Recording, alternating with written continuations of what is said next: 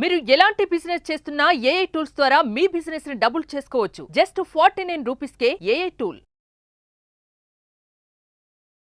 నమస్తే, welcome to Suman TV. ప్రస్తుతం మనతో పాటు ఉన్నారు ఆ mother, entrepreneur, gynaecologist, philanthropist and author doctor Shilpi Reddy గారు. మేడంతో మాట్లాడదాం. పీసీఓడి, అసలు పీసీఓడి సమస్య ఏంటి, దాని లక్షణాలు ఎలా ఉంటాయి, చాలా మందికి కన్ఫ్యూజన్ పీసీఓడి అంటే ఏంటి అనేసి. మేడంతో మాట్లాడి ఆ విషయాలన్నీ కూడా మీకు తెలియజేసే ప్రయత్నం అయితే చేస్తాను. మరి మేడంతో మాట్లాడదాం. నమస్తే మ్యామ్. నమస్కారం మ్యామ్, ఆల్కహాల్ తీసుకున్నాక రొమాన్స్ చేయడం అనేది ఎంతవరకు కరెక్ట్ అంటారు? సో బేసిక్గా ఆల్కహాల్ అనేది ఒక ఇన్హిబిటర్. నవ్వుతూ తాగే వాళ్ళు నవ్వుతూ ఉంటారు, ఏడుస్తూ తాగే వాళ్ళు ఏడుస్తూ ఉంటారు. సో మన బాడీలో హార్మోన్స్ ఏవైతే కరెక్ట్గా వెళ్ళాలో ఆ హార్మోన్స్ని కొంచెం ఇంబ్యాలెన్స్ చేస్తుంది ఆల్కహాల్.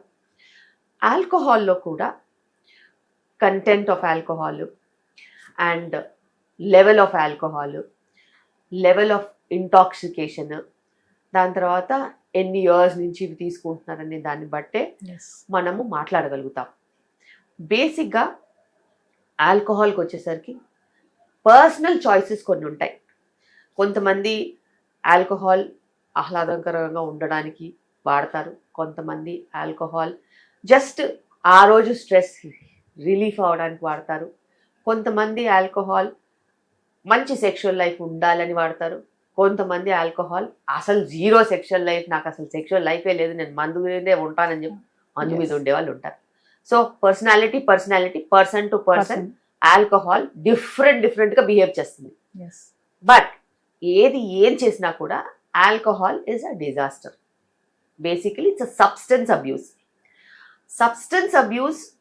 కొంతమంది సోషల్ డ్రింకింగ్ కోసం యూజ్ చేస్తారు, కొంతమంది ప్రాబ్లమ్ సాల్వింగ్ కోసం చేస్తారు, కొంతమంది ప్రాబ్లమ్ ఎస్కేప్ అవ్వడానికి చేస్తారు, కొంతమంది ఎడిక్ట్ అయిపోయి చేస్తారు. ఇవన్నిట్లో కూడా మనం ఎక్కడ ఏది చూసుకున్నా కానీ మా వరకు వచ్చేసరికి ప్రెగ్నెన్సీ, పోస్ట్ ప్రెగ్నెన్సీ అసలు జీరో ఆల్కహాల్ లిమిట్స్ ఉంటాయి. So and when you are planning pregnancy, definitely you should be off alcohol whatsoever it is, and alcohol is not allowed. But konni cultures lo it is allowed, konni families lo it is allowed, konni times lo social drinking is allowed. That is all again personal space. And sexual activity ko chesinattaute alcohol as such decreases sexual libido and it will not allow you to enjoy the feel. కానీ కొంతమంది అది believe చేయరు. And it is one of the reason for impotency also. It is one of the reason behind not even enjoying the act. But అది person to person vary అవుతుంది. And alcohol క్రానిక్గా తీసుకున్న వాళ్ళకి ఖచ్చితంగా difficulties ఉంటాయి. And ఆ difficulties express చేయలేక violent కూడా అవుతారు. Again alcohol double edge sword అంటారు కదా, నచ్చే వాళ్ళకి నచ్చుతుంది, ఇచ్చే వాళ్ళకి ఇచ్చుంది, కట్ చేసే వాళ్ళకి కట్ చేసేస్తుంది అన్నట్టు. అంటే మేడం, ఆ టైంలో సెక్స్ చేయడం వల్ల లేడీస్కి ఏమైనా సమస్యలు వస్తాయా?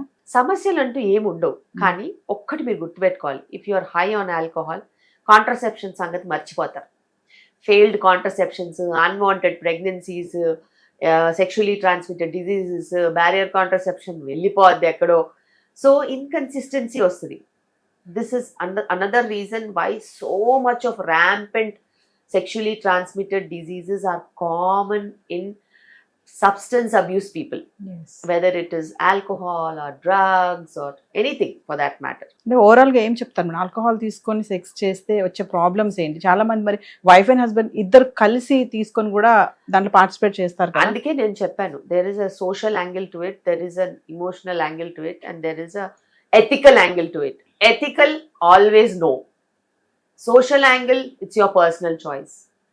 And emotional angle, when you are down, it might pull you up. But when you are super down, it will never pull you up. So, atla, absolute ga meeru sexual life enjoy cheyalante, you should be off alcohol. That is definitely true.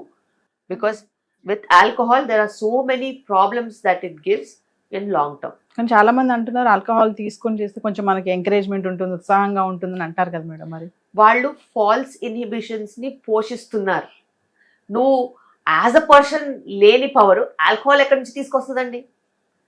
It might lower your inhibitions తప్పితే it is not a power giver. అందులో 7 calories per gram వస్తుంది తప్పితే అందులో అడిషనల్గా వచ్చేది ఏం లేదు. Madam, pregnant ఉన్నప్పుడు ఏ మంత్ వరకు సెక్స్ చేయొచ్చు అంటారు? సో ప్రెగ్నెన్సీలో నేనైతే చాలా స్ట్రిక్ట్ రూల్స్ పెడతాను.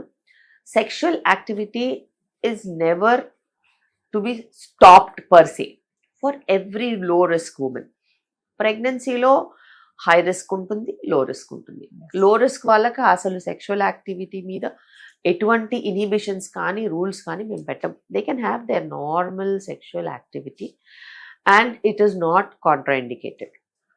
నౌ అగైన్ మనకి హై రిస్క్ సిచ్యువేషన్స్ ఉంటాయి.